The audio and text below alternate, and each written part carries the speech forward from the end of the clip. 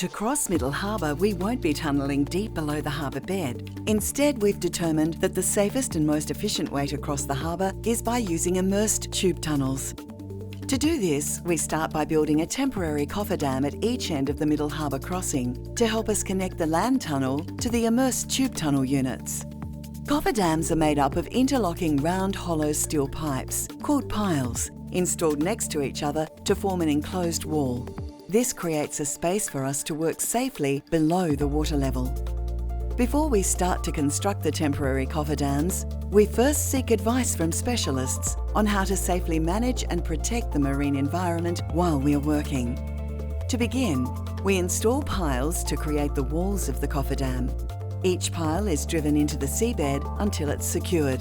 We remove the water from inside the cofferdam and install supports to strengthen the structure and make it safe to work inside.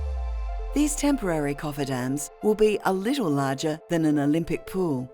Next, we remove rock from the cofferdam floor to get to the tunnel level. We then build the interface structure, which allows us to connect the land tunnel to the immersed tube tunnel.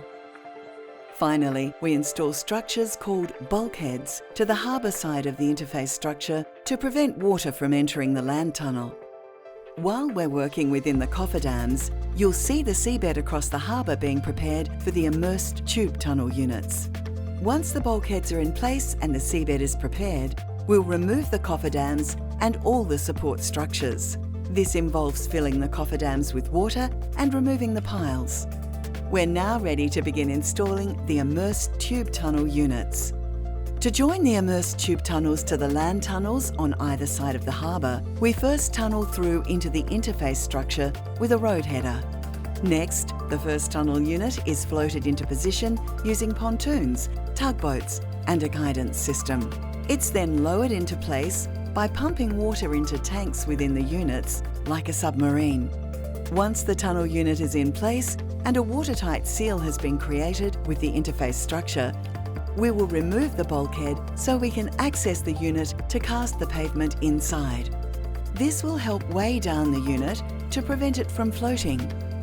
We will repeat this process for each unit as we cross the harbour, completing the connection with a small infill cut to size. We will place rock on each side of the installed tunnel units to lock them into place. After we've finished our work, we will rehabilitate the marine environment if needed. We'll then work inside the tunnels, fitting them out ready for traffic.